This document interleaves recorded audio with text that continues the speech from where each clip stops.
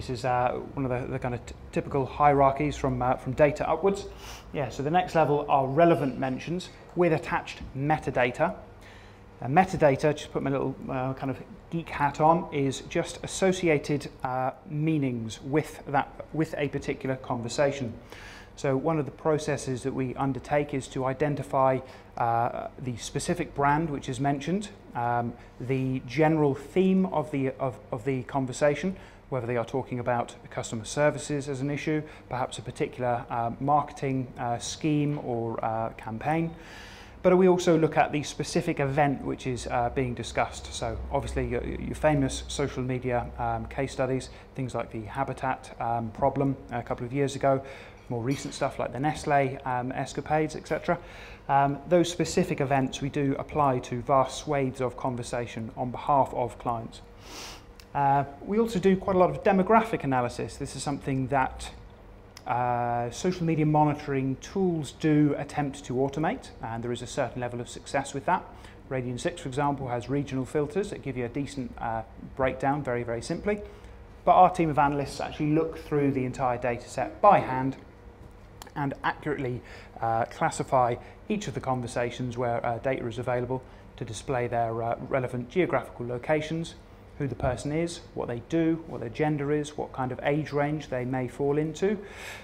You can get a very reasonable level of data with publicly disclosed information, and some of it is simply inferred. Some of it are generalized results from taking a look at profile pictures and this sort of thing. And finally as well, one of the really popular sort of subjects and tools are sentiment scores. These can be approached in a couple of different ways as well. The first is to automate sentiment scoring. This is where a computer algorithm examines the keywords and the positive keywords, negative keywords that are found in the same sentence as, for example, your brand. This is a reasonable approach. It's certainly indicative. It's built into all of the big social media monitoring platforms.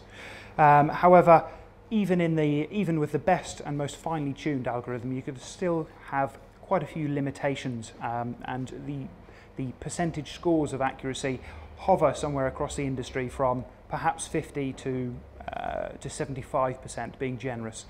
So what we do as well as and on top of automatic and automated sentiment analysis is to score sentiment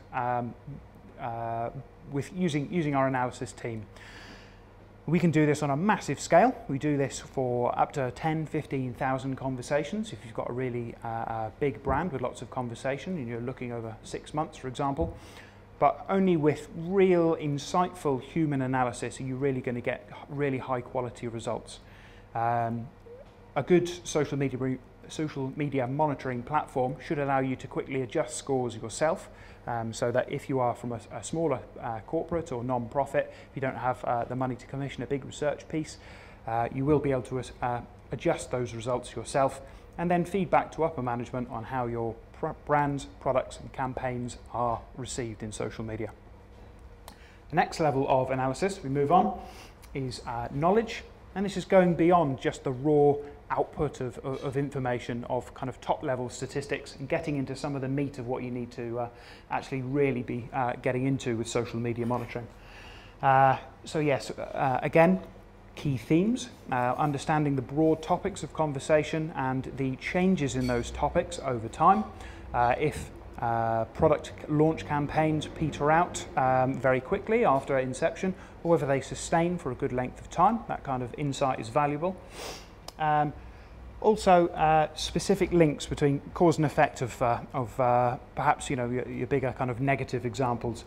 The stuff like the Nestle Facebook campaign, that's a very clear piece of knowledge that really sparked that off. A very clear case study there. But that sort of insight beyond just raw numbers, just beyond raw data, is really what you need to get to when using a social media monitoring platform effectively. And the final level, if we move on to the next slide, is insight.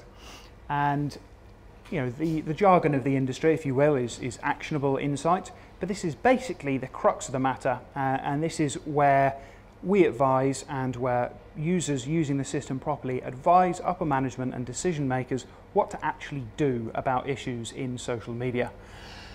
Some examples of this sort of stuff that I myself have worked on with my team are asset optimization, much like search engine optimization. We can see when we look at consumers' conversations about, for example, video campaigns, that they're not actually finding and viewing certain adverts all of the time. So we've advised clients to retitle adverts, for example, to make sure they are exploiting the names of the celebrities they're paying to advertise for them. Get that in the search results so that when users start to look for your brand on YouTube, they're going to find the adverts that you've paid an awful lot of money for. Also, personalisation is the sort of thing we covered briefly in the Twitter workshop. I think there definitely has been a broad movement to having really personal and engaged and human Twitter feeds for brands and corporates in particular. This is something we thoroughly advise. If you are just using a corporate Twitter feed as a broadcasting platform with no real engagement, that is not going to be sustainable. You are not exploiting the platform in the best way, and all kinds of strategies and tactics for personalisation we happily advise corporates and agencies on. Finally, broader strategies on outgoing engagement, perhaps off the larger platforms, because a decent social media monitoring research piece will look beyond the big categories and big platforms of Facebook, Twitter and so on. You should be looking actually to go off those larger platforms and get in situ and visit consumers in their native habitats, if you like, going into some of the forums where communities thrive as opposed to just individuals in a larger area. You know, there's some very risky considerations there, but the watchwords that we always advise customers are to be open, to be transparent, to not astroturf, that is, to lay down false conversations, and to really treat customers and people talking about your brands and services with respect. And overwhelmingly, the most important piece of advice that I can give to anybody engaging in social media is to be helpful and to really actually listen and assist customers with their expressed needs. Get back to them, and if you can prove helpful to customers in their own habitats, that is by far the best experience you can give them from your brand. Okay.